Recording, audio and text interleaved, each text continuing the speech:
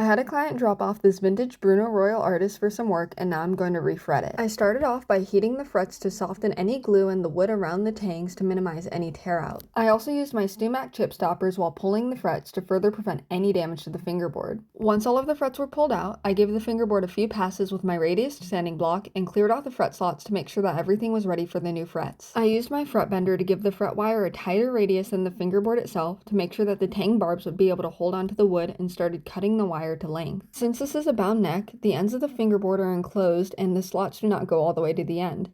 This means that I also had to cut all of the tang ends and file them down before placing any of the frets. Now that all of my frets have been prepped, it is time to start putting them into the neck. I put a few dabs of glue down the slots, get the frets in place with my hammer, and then go in with my StuMac fret jaws to make sure that they are all fully seated. I leave the clamp on for a few minutes to give the glue time to cure before removing it and progressing on to the next fret. After all of the frets are placed, I clip off the excess wire and use a flat file to bring the ends flush with the fingerboard before beveling them. I take some extra time to hand file a few frets that need extra attention and use a fret dressing file to knock down any sharp edges. I still have quite a bit of work to do before this refret is done, but here's a quick glimpse at the finished product.